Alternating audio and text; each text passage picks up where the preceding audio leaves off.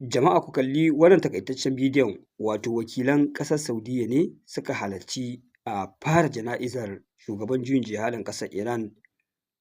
wato Ayatollahi Ali Khamenei, wanda a yau ake cika kwanaki 131 da kashe shi da ƙasar Yahudu suka yi a farkon fara wannan yaƙi. Wato na sanya wannan bidiyo ne saboda ya zama hujja. Na san magana ce mai nauyi da ba lallai ba ne mutane su karɓe ta kai tsaye, kawai na zo na ce ga shi nan mahukuntan ƙasar Saudiyya sun turo wakilansu su halarci jana'izar shugaban juyin juya halin ƙasar Iran. Wasu ba za su karɓi wannan labari ba, dole sai sun ga hujja ta zahiri. Wato wannan lamari ya ba wa al'ummar duniya mamaki, yadda manya-manyan ƙasashen duniya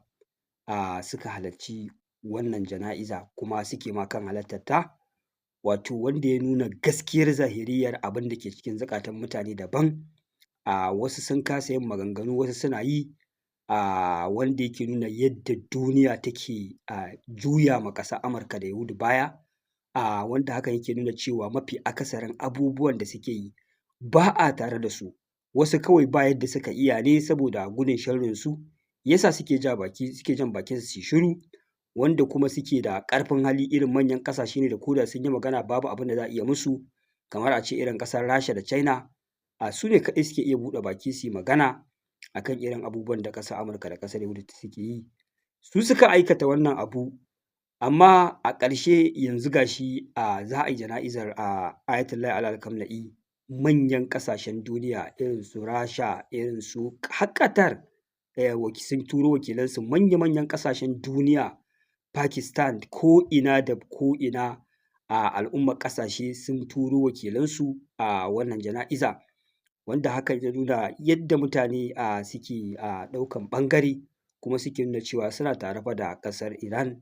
a kan abubuwa da dama, musamman a wannan yaƙi. Kuma wannan ya ƙara haska ma ita kanta ƙasar Amurka mummunan baƙin jini da take da shi, da kuma ayyukan ƙasar Yahudu abin ƙyama ne a faɗin duniya a kan abubuwan da suke aikatawa, wanda tabbas wannan yaƙi ya zo da ƙalubale masu ɗimbin yawa ga ƙasar Iran, amma fa ba ƙaramar ƙarfi ya ƙara mata ba, wanda hikimar da ya sa ƙasar Iran suka shirya irin wannan jana'iza shi ne, wato wannan jana'iza ana so ta kafa tarihi a ƙasar Iran, da ake ƙoƙarin cewa ma a tarihin duniya samun jana'izar da za ta tara mutane irin wannan abu ne mai kamar wahala. Wato saboda a koda yaushe dukkan wani abu da ya faru sukan so su mai da shi ya zamana tarihin da al'ummar ƙasar, waɗanda suke raye da ma wanda za su zo a nan gaba, ba za su taɓa mantawa da shi ba har abadan abada. Da irin wannan tsarin ƙasar take yin nasara, wato ma'ana koda yaushe duk ɗan ƙasa ya san maƙasudin rayuwarsa da kuma su waye cikakkun maƙiyansa na gaskiya. Shi ya sa mutanen duk hanyar da suka bi su tarwatsa ƙasar ta ƙi tarwatsuwa bisa irin tsarin da aka ɗora da turbar da aka ɗora al'ummar ƙasar. Wannan shi ne magana ta gaskiya. Wannan jana'iza dai an fara gudanar da ita a jiya, wanda za ta ɗauki kwanaki, ana yin ta kusan kwanaki 7 ne za a yi ana gudanar da wannan jana'iza. Hallau dai manyan ƙasashen duniya suna ci gaba da turo wakilansu gurin wannan jana'iza. Abubuwa da dama suna ta fitowa, labarai kala-kala na cewa ana ta ba wa ƙasar Yahudu shawara wai ta amfani da wannan damar a wannan taron jana'izar sauran ragowar manya-manyan janarori da mahukuntan ƙasar Iran da za su halarci wannan jana'iza, ta kai musu farmaki kawai, ta yi kifa ɗaya ƙwala, shi kenan labari ya ƙare kacokan. Wannan fa labarin da nake faɗa muku na kira ga ƙasar Yahudu ta yi wannan aiki, ba wai labari ba ne ɓoyayye, gaskataccen labari ne. Nakan taƙaita rashin sanya bidiyoyi ne saboda kiyaye dokoki da wasu abubuwa makamantan haka. Da na sanya muku wasu bidiyoyi kun gani, ko kuma rubuce-rubuce wanda wasu mutane suke ta yin wannan kira, musamman daga ƙasar Amurka ake ba da wannan shawara, wanda wannan shawara ita ake kira ƙunar baƙin wake kenan. Wato duk wanda yake ba ƙasar Yahudu wannan shawara, ina ganin bai san irin ruwan da yake ƙoƙarin kira ba ne a kan wannan lamari. Duk da dai ƙasar Iran ta ɗauki matakai da dama na kiyaye al'umma daga wannan a samu a yi wannan jana'iza lami lafiya, wanda aka ce za a rufe sararin samaniyar ƙasar bayan baƙi sun gama hallara, babu shiga babu fita, kuma an ɗauki matakai sosai na kiyaye abubuwa da dama da za su iya faruwa. amma fa wannan shawara ba ƙaramar shawara ba ce mai hatsari. Ƙasar Yahudu tana ta lissafe-lissafe wanda ake cewa a wannan jana'iza ne ta shirya cewa shi kanshi ɗa ga Ayatollah Ali Mustapha Khamenei ta shirya cewa za ta hallaka shi wai idan ya halarci wannan jana'iza. Ana ganin cewa yana ɗaya daga cikin dalilan da ya sa ake ta yaɗa cewa ba zai fito a yi wannan jana'iza da shi ba. Wanda wasu labarai kuma mabambanta suke nuna cewa da wuya in yana da alaƙa da haka. Yana dai da alaƙa da kasancewar lafiyarsa da ake ta treating ɗin shi har yanzu ana ganin kamar bai kammala samun lafiya yadda ya kamata ba ne. Kawai dai shi ne dalili, amma ba wai barazanar wai hari daga ƙasar Yahudu za su kawo su hallaka shi ba. Duk da ƙasar Iran ai ta riga ta faɗi matsayinta a kan hare-hare ko kuma barazana na cewa da za a kai ma shi Mustapha Khamenei, wanda suka ce da zarar fa an kai ma Mustapha Khamenei hari to kawai ƙasar Iran ma duk wani batu na labarin makamin nukiliya ya zo ƙarshe, kawai wannan makami ta ma mallake shi ta gama. Ma'ana daga ran da aka kawo wani hari da sunan kashe Mustapha Khamenei to ƙasar Iran kawai za ta ƙera makamin nukiliya domin kare kanta kai tsaye ba tare da wata shawara ko ɓata lokaci ba. Wanda ni a tawa fahimtar ma fa yadda na ga abubuwa suna tafiya bisa wannan tsarin, ya kamata ƙasar Iran ta samu matsaya mai kyau wacce a daina rara gefe ko kuma jan ƙafa game da batun mallakar makamin nukiliyarsu. Ni ina ganin kamar makamin nukiliya ya kamata su fara mallaka, sai a ci gaba da tattaunawa, in ma kwancewa ne a zo a yi maganar kwancewa daga baya, ko kuma kawai su mallakan duk ma abin da zai biyo baya ya biyo baya. Domin duk mutumin da zai rinƙa maka irin wannan rainin hankalin, yana maka barazana, yana zan maka kaza, yana zan maka kaza, wata ran fa idan ya ga galala zai iya aikatawa. Saboda haka mutanen nan ba abin yarda ba ne, abubuwan da suke yi ya saɓa ma kowace irin doka ta duniya, amma da yake dokokin su suka kafa su ba sa iya hukunta kansu, dole za su ci gaba da cin karensu ba babbaka. Duk wanda ya nuna bai goyon bayansu akan abin da suke na rashin kyautatawa, shi ma ya zama maƙiyansu su fara ƙoƙarin yadda za su yi su ga bayan shi.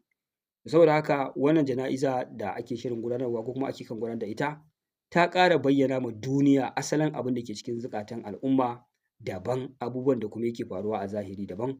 wanda yanzu ita kanta ƙasar Amurka ta ɗauki darasi sosai na musamman yadda ta ga an nuna ma ƙasar Iran halacci, ana ta zuwa wannan jana'iza. Ma'ana mutane da yawa sun yi baƙin ciki da abin da ta aikata,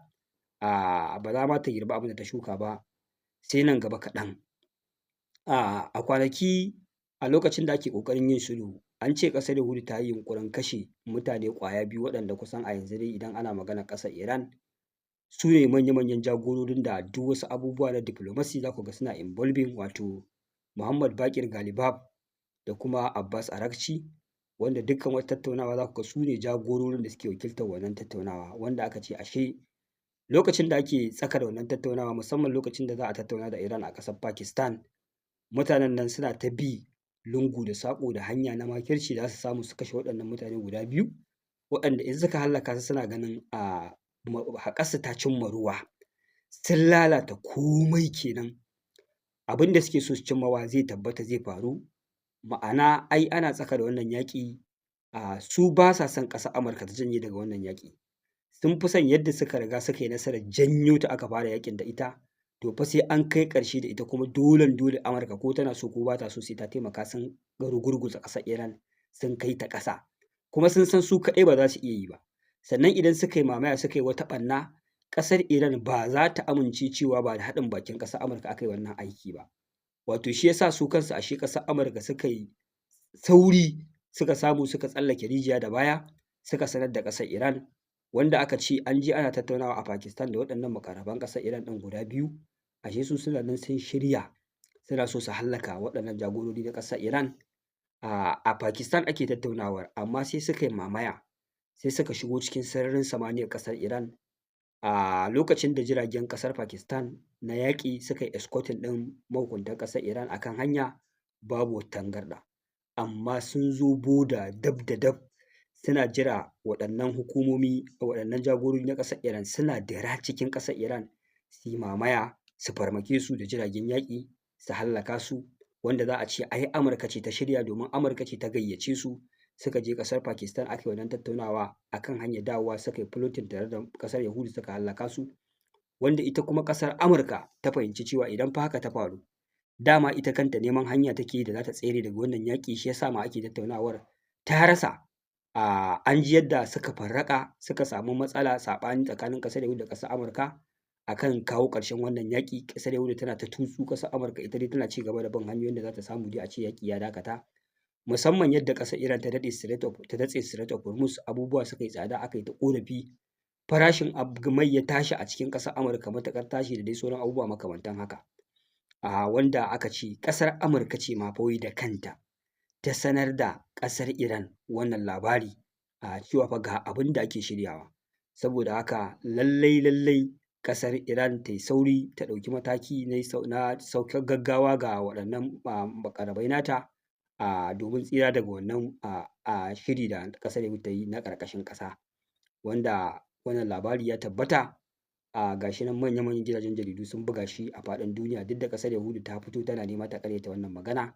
amma fa sahihin labari ne. Wato wannan yake nuna muku hatsari na wannan ƙasa na yadda take so ita dai ko ta halin ƙaƙa, ko ana ha maza ha mata sai ta yi nasara a kan ƙasar Iran. Wanda ake tunanin abu makamancin haka wataƙila ya iya faruwa a wannan jana'iza. Tunda dai har a wancan karon da suka san cewa ƙasar Amurka ce fa ta gayyaci ƙasar Iran a zo a yi wannan sulhu, suka yi ƙoƙarin yin baƙarƙashiya ta gefe, wani abu makamancin haka ya faru, to ina kuma ga wannan jana'iza da za a gudanar. Amma ni ba na ɗaya daga cikin mutanen da nake ganin za su iya ƙarfin halin kawo hari a wannan jana'iza, domin kawo hari a wannan jana'iza abu ne wanda zai iya escalating ɗin wannan yaƙi ya kai matakin da al'umma ba za su taɓa jin daɗinsa ba, ko kuma za su yi mamaki. Wanda a wannan karo duk duniya babu wanda zai goyi bayan ƙasar Yahudu ko ƙasar Amurka. Ina ganin idan suka yi wannan kuskure, to ina jin wannan shi ne kuskuren da zai rusa su. Kun san mutumin da ya ɗauki wata turba ta rashin gaskiya da rashin adalci da zalunci a faɗin duniya, Allah yana iya masa talala ya ta cin karensa babu babbaka, amma kuma akwai gaɓar da idan ya kuskure ya faɗa tarko, to wannan tarkon shi ne zai gama da shi. Ni dai ina ganin idan ƙasar Yahudu suka yi kuskuren kawo hari a wannan jana'iza, to ina ganin kamar ƙarshen zaluncinsu ne ya zo, domin duniya za ta juya musu baya. Sannan kuma ina da yaƙini a wannan karo ƙasar Iran za ta yi all out war da su gabaki ɗaya a mutu ko a yi rai. Kuma ban jin cewa a wannan karo ƙasar Amurka tana da hurumi ko ikon shiga wannan yaƙi, bisa cewa ga abin da suka yi na ƙoƙarin kawo koma baya a duka abubuwan da aka sa a gaba na kawo ƙarshen wannan yaƙi. Jama'a wannan shi ne asalin abubuwan da suka ɗan faru a fara wannan jana'iza, da kuma abubuwan da suke ci gaba da shirin faruwa. Har yanzu dai labarin cewa Mustapha Khamenei ba zai halarci wannan jana'iza ba, bai tabbata ƙarara kai tsaye ba, sai dai idan an gudanar da wannan jana'iza ba a gansa ba, a iya cewa ɗin kawai bai bayyana ba. Idan kuma bai bayyana ba, yana nuna cewa ba wai tsoron assassinating na ƙasar Yahudu ba ne. Gaskiyar magana ya fi alaƙa da maganar rashin lafiyarsa bai kammala warkewa gabaki ɗaya ba. Domin an ga dukkan wasu kwamandoji da janarori na ƙasar Iran, waɗanda dama su ma duk suna ɓoye tun lokacin da aka ci gaba da wannan yaƙi ya zafafa, amma a wannan karo duka sun bayyana, sun kuma zo gurin da ake ƙoƙarin gudanar da wannan jana'iza. Za mu ci gaba da bibiya, insha Allah mu ci gaba da zaƙulo muku abubuwan da suke faruwa, hakaito muku muke asalin yadda abubuwa suke faruwa a wannan yaƙi, da kuma abubuwan da suke faruwa a Gabas ta Tsakiya. Kamar yadda nake faɗi, ya zama abu ne wanda kowane mutum ya san me yake faruwa, daga inda aka fara, inda aka tsaya, da kuma inda za a kai, saboda ya zamana cewa muna da ilimi akan abubuwan da suke faruwa, ba wai kawai muna cikin duhu ba ne, ko rashin sanin siyasar duniya yadda take tafiya. Wannan shi ne a taƙaice. A nan zan dakata, ku biyo mu a bidiyo na gaba. Wassalamu alaikum warahmatullah.